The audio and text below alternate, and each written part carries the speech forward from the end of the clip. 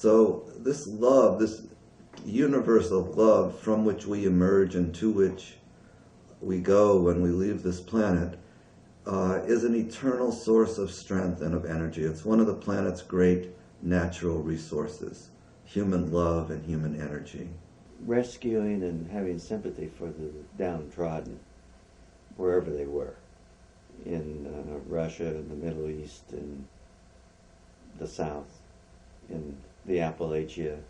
Along with some other friends, both international Palestinian and one Israeli, ended up co-founding the International Solidarity Movement. And the whole idea of that was really to globalize the Palestinian struggle, because the international community was portraying it as, you know, Palestinian versus Jew, or Palestinian versus Israeli, Muslim versus Jew. It's not that. It's freedom versus occupation. And the international community didn't see, at least the way the media was portraying it, didn't see that. And people continued to be oppressed and violence continued to rage. We thought if we could get the international civil society more involved in the Palestinian freedom struggle, then we could provide, you know, a concrete resource for Palestinian civilian, nonviolent, unarmed resistance. Times when people stand up for freedom in one part of the planet, their call resonates among people in other parts of the planet. But the issue here is that people's love for freedom exists at a very deep instinctual level. Every human being loves freedom. The same thing that many of us participated in the 60s was freedom riders. We were going to go down and correct an injustice. With women's movements, we were going to correct an injustice. Is it perfect? Of course not. It's never going to be perfect. But it's the same concept of saying, this is an injustice that has to be corrected. Somebody has to do it. If governments aren't going to do it, then we're going to do it. It's going to be civil societies, either the civil rights or the women's rights or South Africa.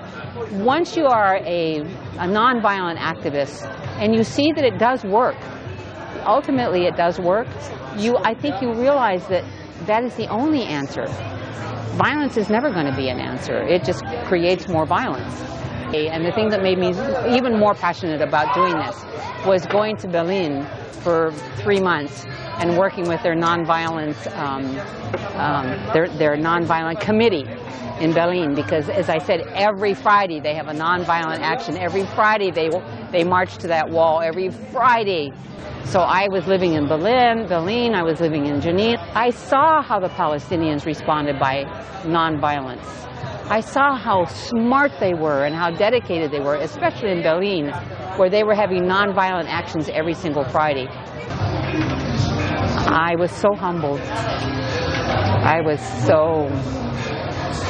still am humbled by that philosophy that I try really hard to follow and that the Palestinians just have. They just do. And they will go back every week and they will say, if it's not this week, it's next week. If it's not next week, it's next year. You know, we Americans want it resolved in 5 minutes. They have the patience. The one thing they taught me in Berlin is to be patient. Be patient. It will happen. It will. Yeah. The international solidarity movement with the people of Palestine is a wonderful example of how human beings all over the world act in solidarity with each other, without regard to modern nation states, to the lines in the sand that the political elites have drawn. People are actually willing to give their lives for these higher ideals of international solidarity, of the right for every human being to live with justice in their lives and at peace. There's an instinctual level at which people's solidarity with each other simply cannot be suppressed.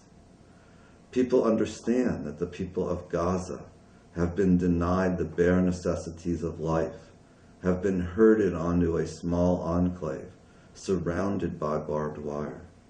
So the effort to break the blockade of Gaza is a tremendous show of the resiliency of the human spirit, the fact that people will not be intimidated by a government as strong as the government of Israel is, with all of its weapons and with all of its high technology. The people's spirit is simply stronger than the technology of these nation states. And I think it's really proven to be quite dynamic. I mean, when we started, we had this idea of calling people. I had this dream of like thousands of people coming, and we would form this massive civilian army that would link arms and prevent the Israeli soldiers from invading Palestinian villages, to block tanks and block bulldozers. But at the same time, realistically speaking, we didn't know if anybody would come. So I think for those of us who got involved in the boat, I think many of us realized, look, the Palestinians are already nonviolent. They're already doing this in Berlin. They're already doing this in Jenin. It's been very exciting to see these other experiments, because each of these experiments, I think of the whole sequence of boats to Gaza as being people in a very concrete way experimenting with active nonviolence. And so the effort to break the blockade of Gaza is a tremendous show of the resiliency of the human spirit. The fact that people will not be intimidated by a government as strong as the government of Israel is, with all of its weapons and with all of its high technology. The people's spirit is simply stronger than the technology of these nation states. given the nature of the situation, it's some kind of combination or mixture of hope that you will get to Gaza and recognition that there are a formidable array of obstacles that are being presented.